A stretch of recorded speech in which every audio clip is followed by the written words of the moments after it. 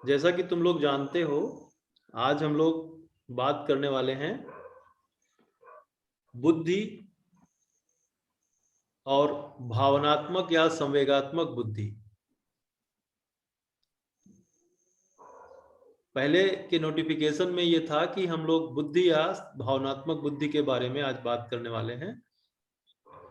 तो इसके साथ आगे के जो चैप्टर्स हैं हम उसको भी एक एक करके उस पर बातचीत करेंगे, और इससे संबंधित जो भी प्रश्न होंगे आपको बाद में मौका होगा, आप बाद में प्रश्न कर सकते हैं। कक्षा के बाद अगली कक्षा में कल भी इस पर बात हो सकती है।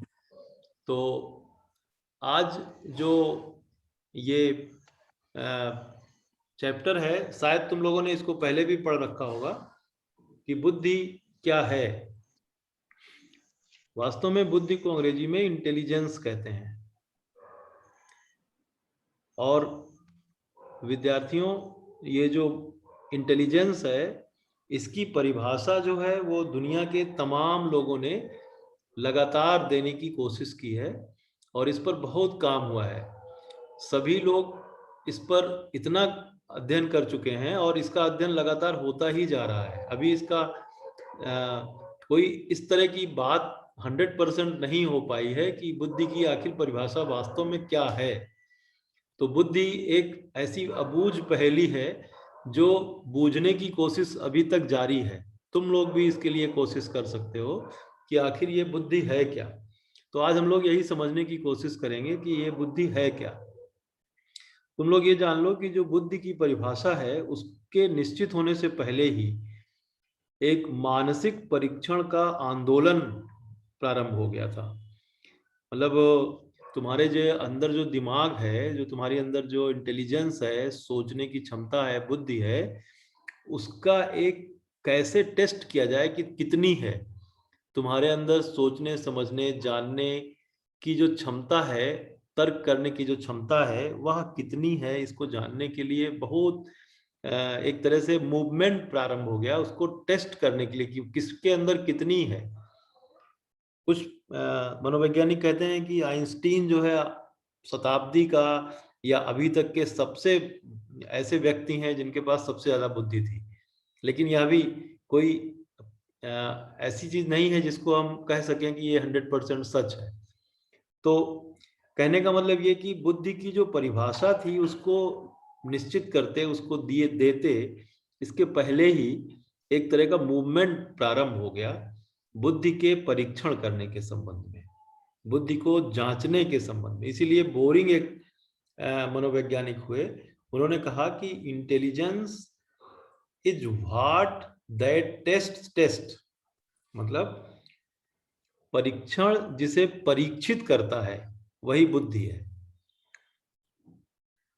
मतलब कोई ऐसा टेस्ट हम यूज करें जो तुम्हारी बुद्धि का, तुम्हारी ऐसी किसी चीज का नॉलेज करे कि कितनी है, वो कितनी मात्रा में है, उसी को बुद्धि कहते हैं। जो भी जितनी मात्रा में जिस चीज को नापने की कोशिश हम करते हैं वही बुद्धि के बारे में, उसको बोरिंग कहता वही बुद्धि है।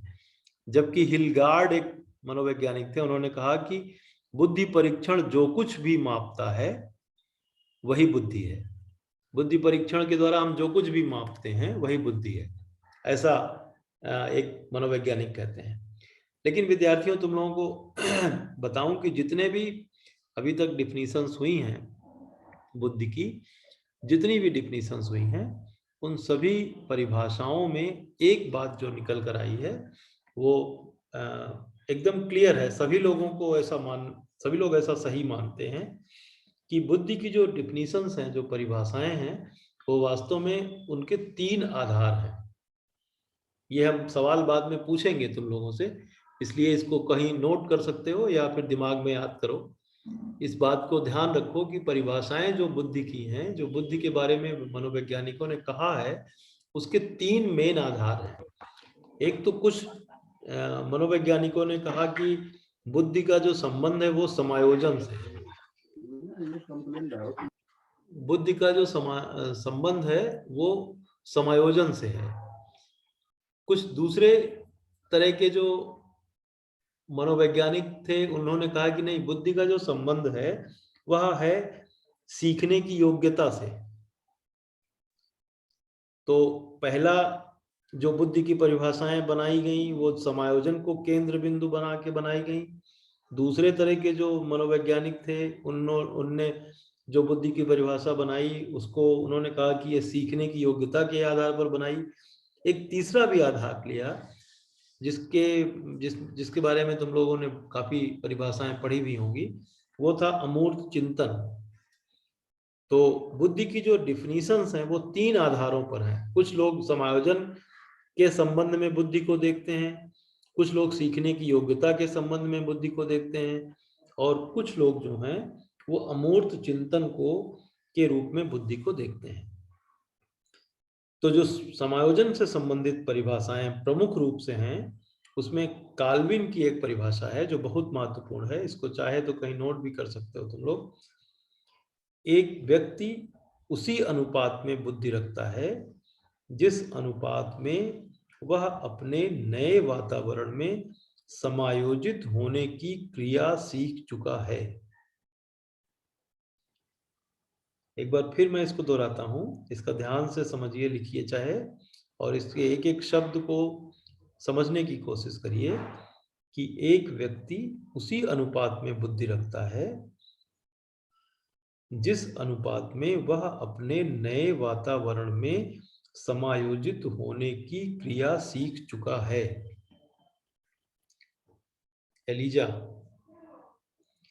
हमारी बात सुन पा रही हो? एलिजा, मेरी आवाज जा रही है?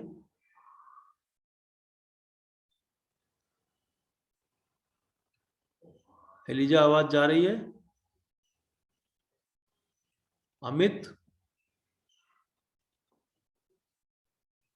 अमित, राम पूजन, मुझे सुन पा रहे हो? रक्षिता, हाँ सर। आवाज जा रही है? हाँ सर। क्या ये लोग क्लास अटेंड करके कहीं बाहर चले गए हैं क्या? शायद से लग तो रहा है। चलो कोई बात नहीं है। तो तुम बता दो इसको। मैंने कहा कि एक व्यक्ति उसी अनुपात में बुद्धि रखता है जिस अनुपात में वह अपने नए वातावरण में समायोजित होने की क्रिया सीख चुका है। इसका जो मतलब है वो उसको किसी उदाहरण के द्वारा स्पष्ट करो। रक्षिता,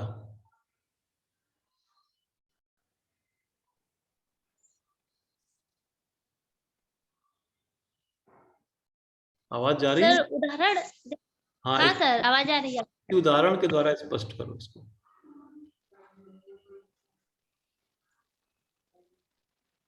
सर बता रहे हैं।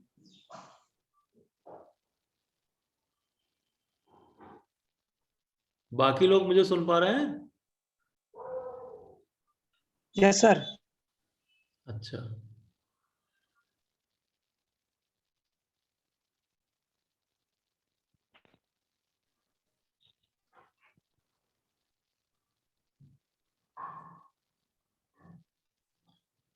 तुमको टाइम लग रहा है रक्षिता?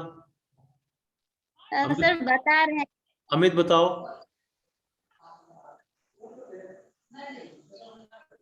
अमित, सुन पा रहे हो?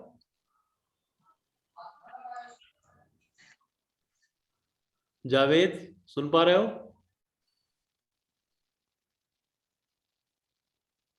Rahil, yes sir. तुम बताओ बेटा। ये जो मैंने कहा कि एक व्यक्ति उसी अनुपात में बुद्धि रखता है जिस अनुपात में वह अपने नए वातावरण में समायोजित होने की क्रिया सीख चुका है, इसका क्या मतलब हुआ?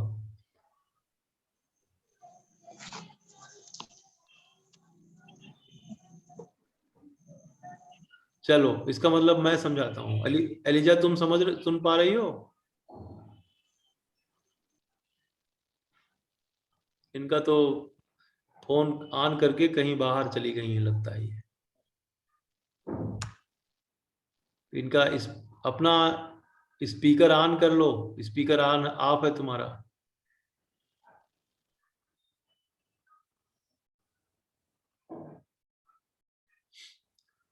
देखो ये जो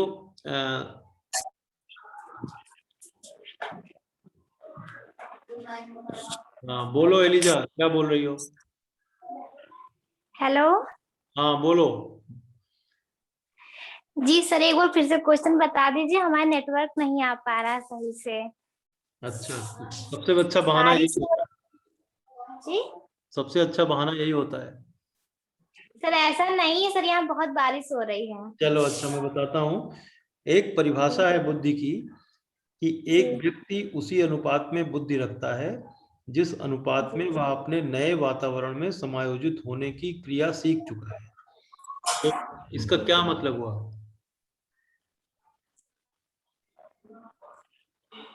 इसका मतलब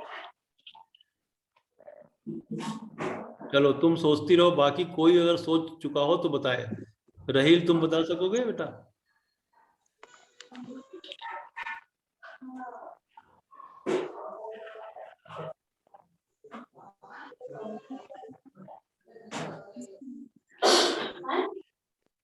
जो भी बताना चाहे बता दे, नहीं तो मैं बताता हूँ। सर आप सर आप बताइए क्या है? रक्षिता सोच नहीं पाई अभी तक? कितनी देर तक सोच रही हो? नहीं सर, क्लियर नहीं हो रहा है। चलो सब लोग समझो इसको। देखो जैसे अभी कल से ऑनलाइन क्लासेस शुरू हुई, ठीक है? कल से ऑनलाइन क्लासेस शुरू हो गई हैं। तो अभी इस क्लास में कुल 7 लोग ज्वाइन किए हो, केवल केवल 7 लोग ज्वाइन कर सके हो।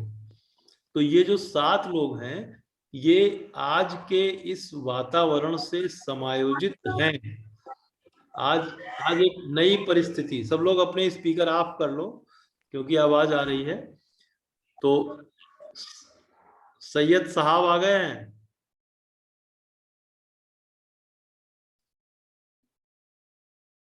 स्पीकर ऑन ऑफ कर लोगे तो आवाज सही रहेगी। ये जो सिचुएशन है, जैसे आज तुम लोग इस तरह की क्लास अटेंड कर रहे हो, तो ये जो इस तरह की क्लास अटेंड करने की जो नोटिस थी, कल हुई या परसों हुई, इसके बाद तुम सबने इसको अटेंड किया। बहुत सारे लोग हैं जो नहीं कर सके, या बहुत सारे लोग हैं इस तरह के सिचुएशन को पूरी तरह से समायोजित नहीं हो सके हैं। तो ये जो बुद्धि की जो परिभाषा काल्विन ने दिया, उन्होंने कहा कि जो व्यक्ति जितनी जल्दी नए वातावरण में अपने आप को एडजस्ट करता है, वो उतना ही अधिक बुद्धिमान होता है। परिभाषा का सीधा सीधा मतलब यही है।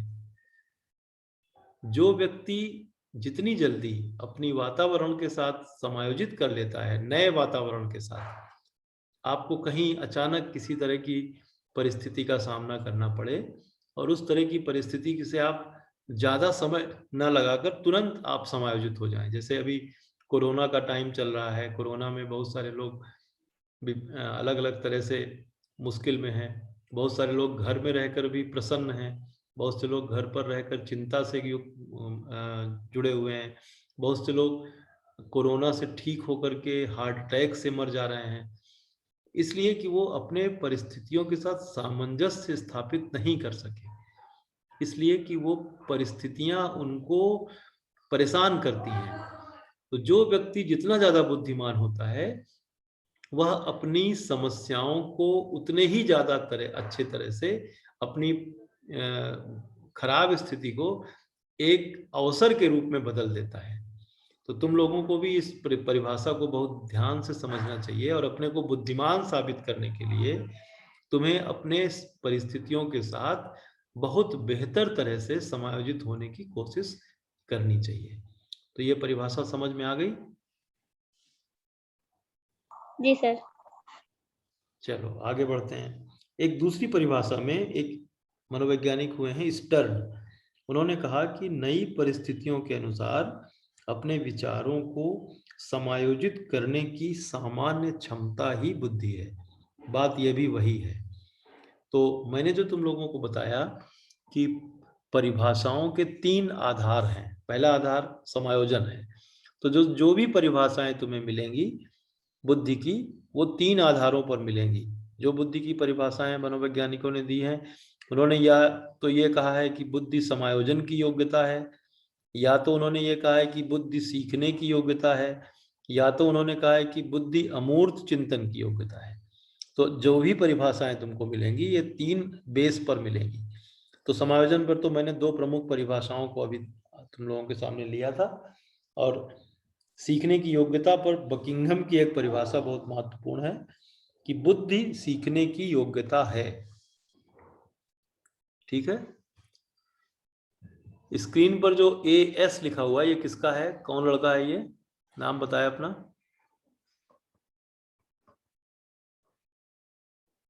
AS किसका, किसकी स्क्रीन पर लिखा है?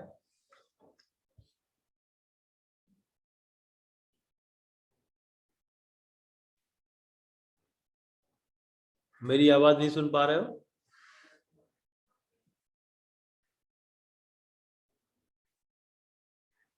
AS किसकी स्क्रीन पर लिखा है? चलो कोई बात नहीं, बाकी सब लोगों को ये क्लियर हुआ कि बुद्धि का एक बड़ा फैक्टर क्या है? समायोजन। दूसरा फैक्टर है सीखने की योग्यता। बुद्धि को बकिंघम कहते हैं कि बुद्धि सीखने की योग्यता है। तो अब इसका मतलब क्या निकला? रहील बता सकोगे?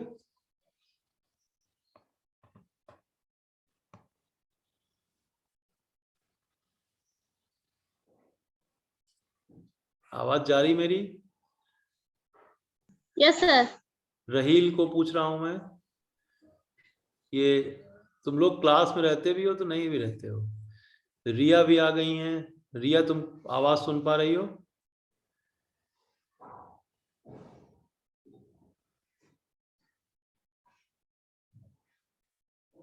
एलिजा सुन पा रही हो? यस सर, हम सुन पा रहे हैं। हाँ, तुम्हारा नेटवर्क सही हो गया हो तो बताओ, बुद्धि सीखने जी। की योग्यता है, इसका क्या मतलब है? सर बता रहे हैं। सर इसका मतलब यही है कि जो व्यक्ति जितना भी बुद्धिमान होता है वो उतना ही सीखने के लिए उत्सुक भी रहता है, और उतना ही मतलब अपने जो कार्य होते हैं बहुत जो बढ़िया, करना शाबाश चाहिए शाबाश। वो बुद्धि, बहुत ही बुद्धिमान जो कर ज्यादा सकता है। बुद्धिमान है वो जल्दी सीखता है और ज्यादा सीखता है, यस सर। और सीखने के लिए तत्पर रहता है, सीखना चाहता है। जी सर। जैसे जी जितने सर। लोग BA सेकेंड ईयर में हैं, उनमें से ये जो लोग हैं, तुम लोग हो, ये तुम लोग ज्यादा हमारे हिसाब से बुद्धिमान हो। इस परिभाषा में, बकिंघम की परिभाषा में तुम लोग फिट हो, सीखने की योग्यता रखते हो, सीखना चाहते हो और जल्दी सीख जाते हो।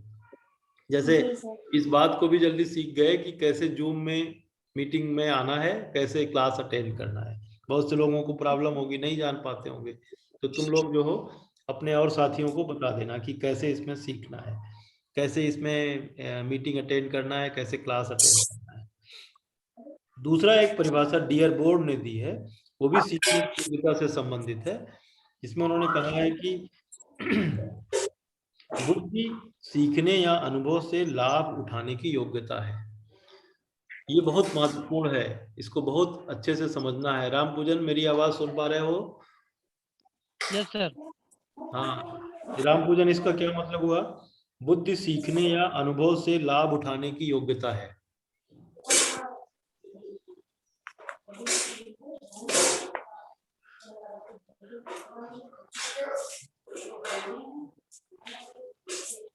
बुद्धि सीखने या अनुभव से लाभ उठाने की योग्यता है, इसका क्या मतलब है?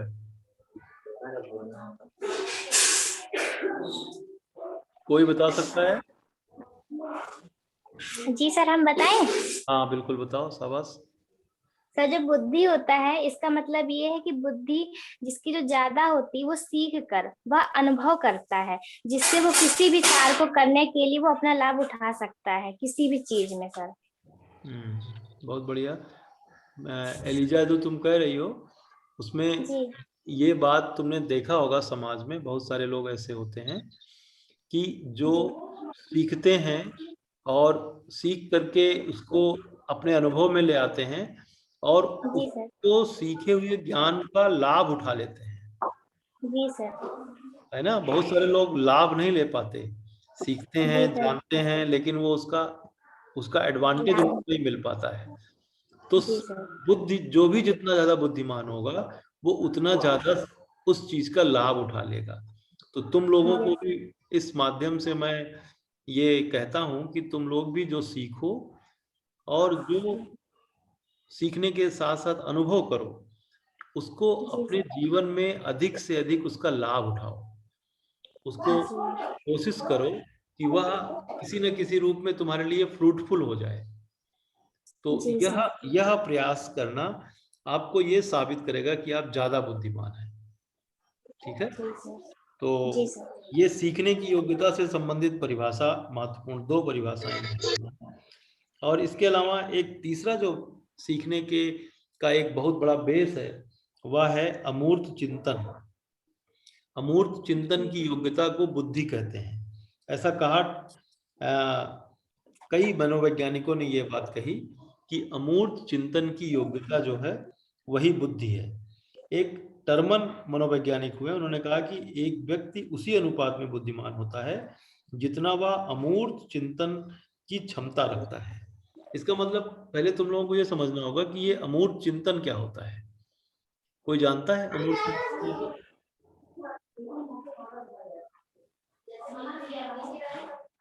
सर, अमूर्त चिंतन का मतलब यही हो सकता है कि जो व्यक्ति के अंदर किसी भी चीज की सीखने या समझने की योग्यता हो। नहीं, राम पूजन या कोई दूसरा बता सकता है?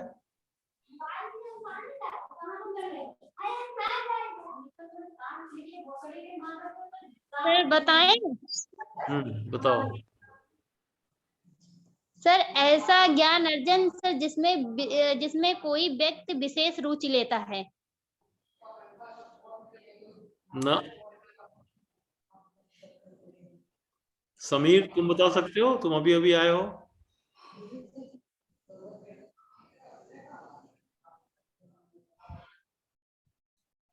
समीर श्रीवास्तव दिख रहे हैं इसमें, अमित मौर्य दिख रहे हैं, आकाश दिख रहे हैं, इसमें से कोई बता सकता है?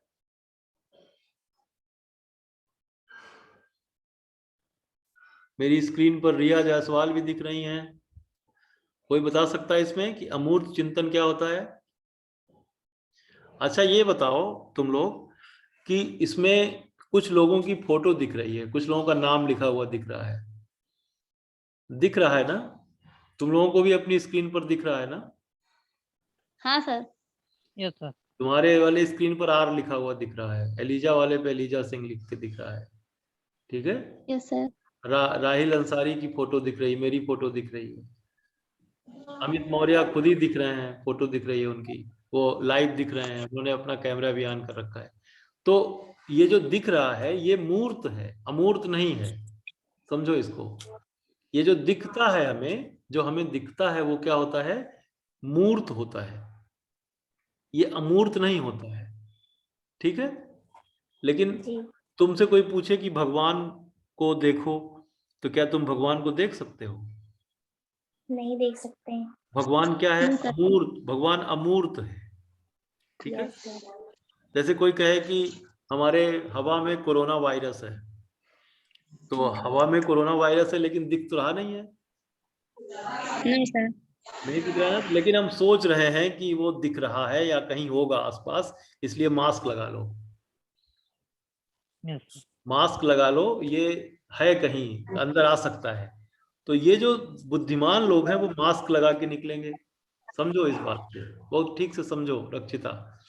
जो बुद्धिमान लोग हैं वो मास्क लगा के निकलेंगे, बाहर निकलेंगे तो मास्क लगा के निकलेंगे, 2 गज की दूरी बनाए रखेंगे। हो सकता है कि सामने वाला जो खांसे छींके उससे वायरस तुम्हारे अंदर आ जाए, तो थोड़ी थोड़ी उससे दूरी बना के रख चलेंगे। जो बुद्धिमान लोग हैं, जो बुद्धिमान लोग नहीं हैं, वो अमूर्त चिंतन नहीं करेंगे। मतलब ऐसी चीज जो दिख नहीं रही है लेकिन है, ऐसी चीज उसके प्रति नहीं कुछ ज्यादा सोच पाएंगे। तो जो लोग ऐसी चीज के बारे में भी सोच लेते हैं ज्यादा अच्छे से सोच लेते हैं, जो मूर्ति रूप में नहीं है, जो विजुअल नहीं है, जो नॉन विजुअल है, जो देखने से परे है, जो चीज हम नहीं देख सकते। जैसे हम अमित मौर्य को देख रहे हैं इस समय, वो बहुत सुंदर दिख रहे हैं, चले गए, वो अपना हटा दिया उन्होंने, वीडियो ऑफ कर दिया। तो ये जो दिख रहे हैं वास्तव में ये जो दिख रहे हैं वैसे ही हैं क्या?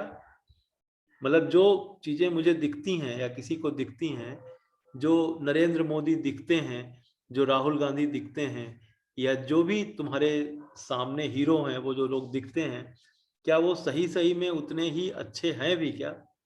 क्या वो उतने ही अच्छे हैं क्या? हम उनके देखने के अलावा उनको जो देखते हैं, उनको देखते हुए भी नहीं देखते हैं, या देखते हुए उनकी कुछ खास चीज को देखते हैं, वह बुद्धि है। हम अपनी बुद्धि से यह समझ जाते हैं कि फला अच्छा है या फला अच्छा नहीं है, कौन सा कर्तव्य करने योग्य है, कौन सा कर्तव्य करने योग्य नहीं है। हम अपनी बुद्धि से यह सब समझ पाते हैं। तो इस तरह की जो सोचने की क्षमता लोगों की होती है, जो बिना देखे भी, बिना मूर्ति के भी अमूर्त रूप से चिंतन कर लेते हैं, वह अधिक बुद्धिमान होते हैं। तो बुद्धि की परिभाषाओं के बारे में तुम लोगों को क्लियर हो गया। 3 तरह की परिभाषाएं हैं, एक समायोजन से जुड़ी हुई परिभाषाएं हैं, एक सीखने की योग्यता से संबंधित परिभाषाएं हैं, और एक अमूर्त चिंतन से संबंधित परिभाषाएं हैं। तो बुद्धि मोटे मोटे तौर पर क्या है? बुद्धि मोटे मोटे तौर पर है समायोजन की क्षमता, सीखने की क्षमता और अमूर्त चिंतन करने की क्षमता। जिस व्यक्ति के अंदर ये सब चीजें ज्यादा होती हैं, वो ज्यादा बुद्धिमान माना जाता है। कोई प्रॉब्लम? समझ गए सब लोग? No sir. जी सर। कोई दिक्कत हो तो बताना, नहीं तो इसको नोट भी कर लेना अपना, ठीक है? जी सर। तो अब तुम लोगों को एक बहुत अच्छी बात बताते हैं कि भारत में हमारा जो भारतीय दृष्टिकोण है, भारत में एक बहुत बड़ा ग्रंथ है जिसका नाम है श्रीमद् भगवद गीता। श्रीमद् भगवद गीता ने बहुत पहले से ही बुद्धि की एक परिभाषा दी है। बुद्धि की परिभाषा के लिए उसमें श्लोक हैं, और उन श्लोकों के आधार पर एक परिभाषा जो बनती है, उसका श्लोक पढ़ना या जानना, बताना तुम लोगों के लिए उतना महत्वपूर्ण नहीं है। ना ही हम अभी उसको तुम्हें वो समझा ही पाएंगे, क्योंकि संस्कृत जानने वाले लोग उसको समझ पाएंगे। लेकिन उसके अर्थ को हम यहाँ जरूर बताना चाहेंगे तुम्हें, कि जो भारतीय, जो इंडियन एक कॉन्सेप्ट है इंटेलिजेंस का, उसके लिए उन्होंने कहा कि जिसके द्वारा प्रवृत्ति, निवृत्ति, कर्तव्य, भय, अभय, बंधन और मोक्ष आदि जाना जा सके, उसे सात्विक बुद्धि कहते हैं। मतलब बुद्धि की जो भारतीय परिभाषा भगवत गीता में दी गई, वो क्या कहा गया कि जिसके द्वारा, जिस चीज के द्वारा, जिस शक्ति के द्वारा प्रवृत्ति, निवृत्ति, कर्तव्य, भय, अभय, बंधन, मोक्ष आदि को जाना जा सके, वही सात्विक बुद्धि है। एक और भी दूसरे ग्रंथ जो हैं हमारे वेदों का जो सार निकाल के बनाया गया, उसको कहते हैं वेदांत। वेदांत में बुद्धि के बारे में बताया गया कि अंतःकरण के 4 अंश होते हैं। अंतःकरण के कितने अंश होते हैं? तुम लोग कहीं नोट कर लेना। अंतःकरण के 4 अंश होते हैं। एक होता है मन, एक होती है बुद्धि, एक होता है अहंकार, और एक होता है चित्त। तो कौन से 4 हैं? मन, बुद्धि, अहंकार और चित्त। मन से वितर्क और संशय होता है। खास बात जो कही गई इसमें बुद्धि के बारे में, वो ये कही गई कि बुद्धि से यह निश्चय होता है कि क्या उचित है, क्या अनुचित है, क्या कर्तव्य है, क्या अकर्तव्य है, क्या भला है, क्या बुरा है। यह वस्तु वही है जिसकी जानकारी हम कर रहे हैं, या यह वस्तु वह नहीं है। बुद्धि इन सब चीजों का ज्ञान प्रदान करने में सहयोग करती है। और शास्त्रों में, खासतौर से वेदों में, बुद्धि को सद असद विवेचात्मिका कहा गया है। भारतीय संदर्भ में बुद्धि को क्या कहा गया है? सद असद विवेचात्मिका, मतलब एक ऐसी विवेचन करने की तुम्हारे अंदर की शक्ति जो क्या सच है क्या झूठ है इसको अलग करके रख सके, बता सके। तो ये बहुत सर आवाज नहीं आ रही है। बिल्कुल नहीं आ रही किसी को? मेरी आवाज नहीं सुन पा रहे हो तुम अब लोग? सर आ रही है। अभी तक जो मैं बक रहा था वो सुन नहीं पाए तुम लोग? कोई सुनाई दे रहा था। अच्छा, तो यही नहीं सुन पा रही थी। तो मैंने जो तुमको बताया वो भारतीय संदर्भ में बुद्धि के बारे में बताया। ये बात तुम तक पहुंच गई कि रिपीट करूं? सर एक बार रिपीट कर दीजिए, सर नेटवर्क स्लो हो गया था। अच्छा, तो नेटवर्क स्लो हो गया था। तो हम कोशिश कर रहे हैं कि आज बच्चों का ये जो क्लास है वो उनका समर वेकेशन हो गया है, तो हमने आज बच्चों के कंप्यूटर को यूज किया है। तो ये रिकॉर्ड भी हो रहा है, जो कुछ हम लोग बात कर रहे हैं वो रिकॉर्ड भी हो रहा है, और इसको ग्रुप में मैं शेयर भी करूंगा और अपने यूट्यूब चैनल पर भी शेयर करूंगा। तो बाकी जितने भी लोग हो यूट्यूब चैनल को सब्सक्राइब किए हो? सब लोगों ने यूट्यूब चैनल को सब्सक्राइब किया है? हाँ sir. Yes sir. Yes sir मैंने किया है। हाँ, तो बहुत सारे लोगों ने नहीं भी किया होगा, या बहुत सारे लोग नहीं किए हो तो कर लेना, और नहीं अगर किए हो तो और लोगों को करने की कोशिश कराना, क्योंकि जब हमारे सब्सक्राइबर्स बढ़ जाएंगे तो हम यूट्यूब पे भी ऑनलाइन हो सकते हैं, जैसा राजेंद्र सर होते हैं। तो उसके लिए एक फायदा ये होगा कि हम किसी भी टाइम ऑनलाइन हो सकते हैं, एक नोटिस दे करके आपको यूट्यूब पर ऑनलाइन हो सकते हैं, और वो सारे जो भी वीडियोज होंगे वो उस पर सेव होते चले जाएंगे, तो उसका लाभ बाकी लोगों को भी मिलेगा। तो इसलिए तुम लोग ये कोशिश करो कि डॉक्टर शिवम श्रीवास्तव आप सर्च करेंगे यूट्यूब पे और मेरा चैनल दिखेगा, उसको आप सब्सक्राइब करेंगे और लोगों को करने की कोशिश करेंगे। ठीक है, तो कोशिश करो कि ज़्यादा से ज़्यादा लोग सब्सक्राइब करें, और इस वीडियो को भी आज हम उस पर शेयर कर देंगे। तो इस पर रिपीट करने की जरूरत रक्षिता नहीं पड़ेगी, लेकिन फिर भी मैं रिपीट करता हूँ। वेदांत में, वेदों के सार में, वेदांत में ये कहा गया। तुम मेरी आवाज सुन पा रही हो रक्षिता? मेरी यस आवाज? सर। हाँ, तो ठीक है। उन्होंने जो वेदों में इसका कॉन्सेप्ट दिया गया है वो ये कहा गया है कि अंतःकरण के 4 अंश होते हैं। ये 4 अंश हैं मन, बुद्धि, अहंकार और चित्त। ठीक है, मन से तो तर्क और वितर्क का संशय होता है। मन जो है वो बहुत क्रियाशील होता है, भ्रमणशील होता है, कभी ये करना चाहता है कभी वो करना चाहता है। मन का तो वेदों में भी और दूसरे ग्रंथों में भी मन को बहुत विचलित करने वाली चीज बताई है। लेकिन बुद्धि के बारे में कहा है कि बुद्धि से यह निश्चय होता है, ये खास तौर से समझो, बुद्धि से यह निश्चय होता है कि क्या उचित है, क्या अनुचित है, क्या कर्तव्य है, क्या अकर्तव्य है, क्या भला है, क्या बुरा है। और जो वस्तु तुम जानने की कोशिश कर रहे हो वह वस्तु वही वस्तु है या कोई दूसरी है या कोई छद्म वस्तु है। इसलिए वेदों में और भारतीय ग्रंथों में बुद्धि को सद असद विवेचात्मिका, बुद्धि का नाम क्या रखा? सद असद विवेचात्मिका, मतलब ऐसी चीज की शक्ति, ऐसी विवेचन करने की शक्ति जो तुम्हें यह बता सके कि क्या उचित है, क्या अनुचित है, क्या भला है, क्या बुरा है, क्या सत्य है, क्या असत्य है, क्या करने योग्य है, क्या करने योग्य नहीं है। तो विद्यार्थियों, ये बहुत महत्वपूर्ण है कि हम बुद्धि को ठीक तरह से समझें। बुद्धि के बारे में बाकी का जो पार्ट है उसको हम लोग कल पढ़ेंगे। हमारी अगली कक्षा एमए में है, इसलिए हम अब इस कक्षा को समाप्त करते हैं, और तुम लोगों से ये अनुरोध करते हैं कि यूट्यूब चैनल को सब्सक्राइब करो, और अधिक से अधिक संख्या में कल और परसों विद्यार्थियों से कहो कि क्लास में आए। ठीक है, जी सर। मीटिंग समाप्त कर रहे हैं, कल आना तुम लोग टाइम से। ठीक है, जी सर। जी sir. Okay, have a nice Okay, day. sir. Thank you.